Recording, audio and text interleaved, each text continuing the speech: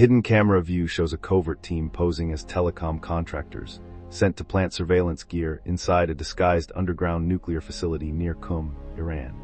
Oliver, one of the technicians, is escorted deep into the facility as the crew pretends to be running cable and improving internet lines for cover. Afghan and Iranian guards grow suspicious of Oliver, shouting at him and demanding he show them exactly what he has been doing inside the complex. The guard accuses Oliver of being a spy and threatens to call in Iran's Quds force, putting the entire covert operation in immediate danger. Oliver quickly improvises, showing the guards a working internet connection and a football match on his laptop to sell the cover story and calm them down. The distraction works and the crew's van pulls away from the site undetected, while a remote surveillance team keeps watch on them from overhead.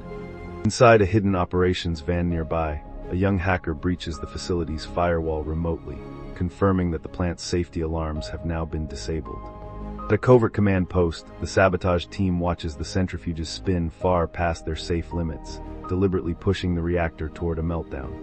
Journalist Luna Kujai broadcasts live from Oman, reporting on the shadow war of covert raids and assassinations that Western powers still deny running in the region. A panicked Pentagon contact named James calls Luna in a rush, sending her a file of classified documents exposing secret CIA operations across the Middle East.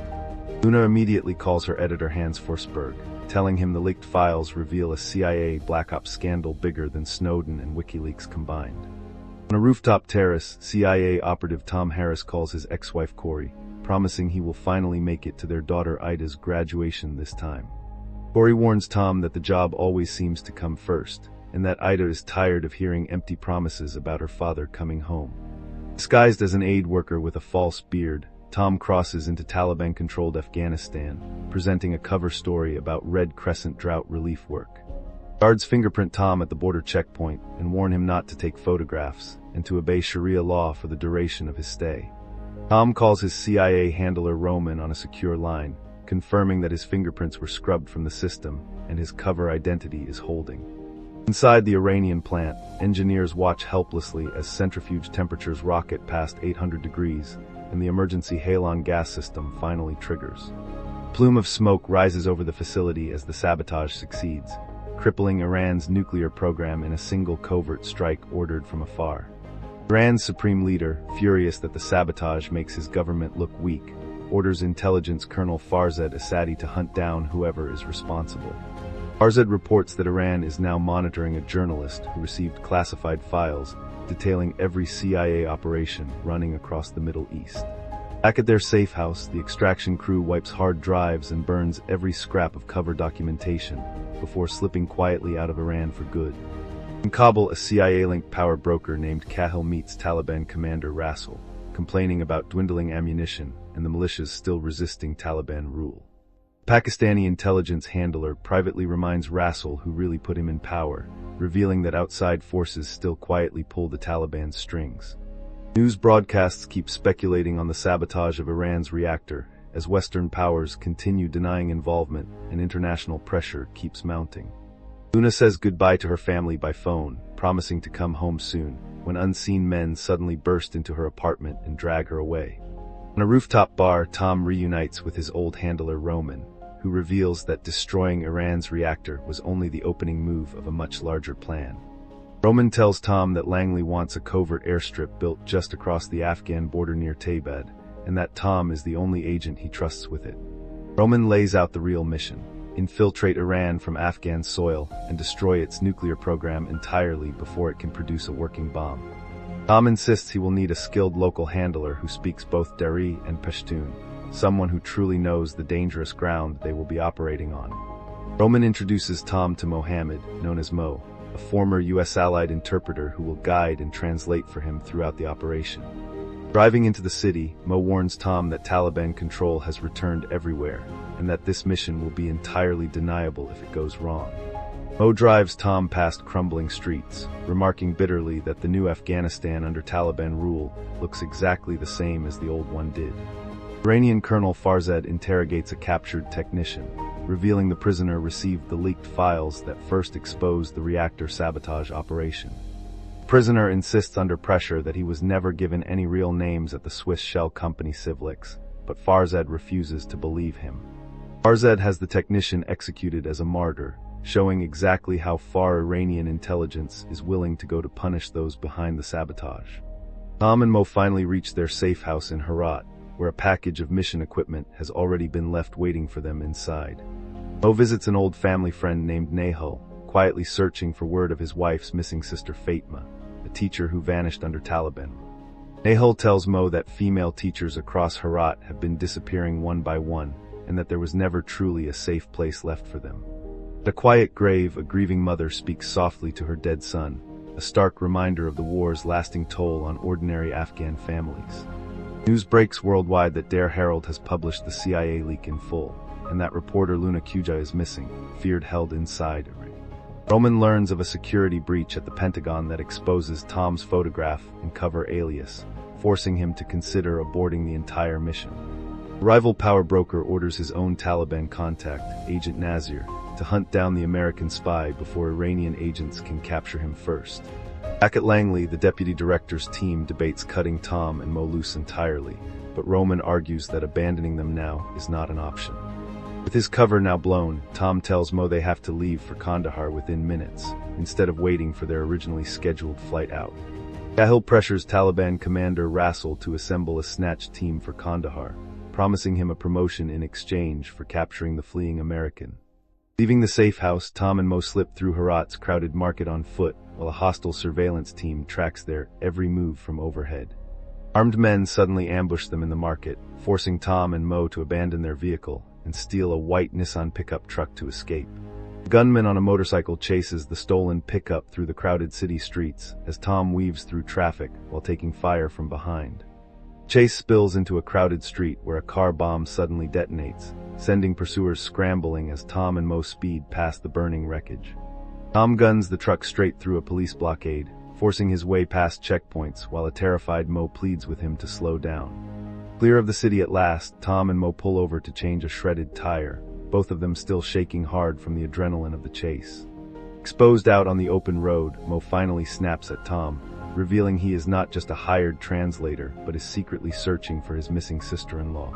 A frightened boy points a rifle at Mo during a tense roadside encounter, but Tom manages to talk the child into lowering the weapon safely. Mo finally admits the full truth to Tom.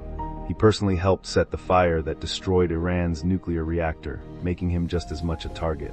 Driving on through the night, Tom and Mo hear engine trouble and slowly realize the vehicle trailing behind them in the dark is not one of their own. Suddenly open fire on the truck, forcing Mo to grab the wheel as bullets shatter the windshield, and the damaged engine finally gives out. With the engine dead, Tom and Mo abandon the burning truck and run for cover on foot as armed attackers close in fast from the darkness. Roman arrives in a second vehicle and deliberately draws the attackers' fire as a decoy, buying Tom and Mo the opening they need to escape. At night, Tom and Mo finally share a quiet meal during a rare break in the journey, briefly setting aside the danger still chasing them. Mo opens up about his old interpreter friend Siddiqui, who was killed by ISIS fighters after years spent risking his life alongside American troops. Tom shows Mo a photo of his daughter Ida, and the two men quietly bond over the families and normal lives this endless war has cost them both. Reaching a warlord's remote outpost, Tom and Mo raise their hands and announce themselves as friends of the Tajik commander Ismail Rabbani, seeking passage. Ismail Rabbani welcomes Tom warmly as an old friend, explaining that his helicopter has been lent to the Taliban, but offering them a truck instead. Over a shared meal, Mo suddenly recognizes Ismail as the warlord who razed Herat years earlier, killing thousands of civilians, including Mo's own son. Ismail offers Mo his own loaded pistol, telling him to take revenge right now if that is what he wants, insisting violence deserves to be answered. Tom urges Mo to walk away from the gun, while Ismail tells an old parable about survival in Afghanistan. When threatened, a man simply changes sides. Mo finally lowers the weapon without firing, and Ismail tells him that even if God does not forgive his sins, he himself forgives him. Furious and heartbroken, Mo turns on Tom, accusing him of aligning with warlords like Ismail, without ever caring about the Afghan lives they destroyed. Despite his fury, Mo agrees this remains their best chance of reaching Kandahar, and the group presses on using Ismail's truck as promised. Agent Nazir learns the target is now traveling toward Kandahar aboard an old military truck, with a British extraction flight only hours away. Rasul's men suddenly intercept the convoy, and in the resulting chaos Ismail is killed, leaving Tom and Mo captured and entirely at Rasul's mercy. Rasul tells Tom that the Iranians or Pakistanis can have him if they want him badly enough, but declares the American will never leave alive. Gunfire suddenly erupts as fighters identified as ISIS storm the compound, and Rasul's men scramble frantically toward the gate in total confusion. Fighters blast straight through the compound gate under heavy gunfire, plunging the entire base into chaos as the assault presses further inward. The attackers are revealed to be Roman and his Afghan commando allies, cleverly disguised as ISIS fighters to storm the compound and free Tom. Tom and Roman search desperately through the compound calling for Mo, finally finding him beaten and bloodied but still alive among the wreckage. The group flees the compound on foot and by vehicle, racing toward an old CIA airstrip near Maywend, where a British extraction plane is already waiting. Nazir's fighters pursue relentlessly on motorcycles and trucks, closing the distance fast as a surveillance drone tracks the fleeing convoy from high above. During the desperate chase, Roman is shot and badly wounded, forcing the group to pack his wound with cloth and push on toward the airstrip under fire. Back at CIA headquarters, Chris Hoyt defies direct orders and personally directs a Reaper drone to strike, refusing to watch more of his people die. Roman finally succumbs to his wounds during the desperate push toward the airstrip, telling Tom quietly that it has been an honor before he dies. An airstrike slams into the pursuing convoy behind them, sending a wall of dust and fire into the sky and buying the team a few precious seconds. Tom and Mo push on through the choking smoke and dust toward the runway, where the extraction plane is finally waiting for them at the end. Under continuing heavy fire, Tom and Mo help load the wounded aboard the waiting C-130 as the crew prepares it for a rapid emergency departure. The plane finally lifts off from the desert airstrip, carrying Tom and Mo to safety after their grueling escape across the length of Afghanistan. Aboard the flight home, Mo quietly despairs that he will never see his homeland again, and Tom promises he will return to help find Fatma. Elsewhere, journalist Luna Kujai is finally released from captivity, allowed to walk free at last after her harrowing ordeal inside Iranian custody. Agent Nazir reflects that spending too long fighting in enemy territory changes a person, and that only home reminds you what you were really fighting for. Back in the United States at last, Tom walks through his own front door and embraces his daughter Ida tightly, finally truly home.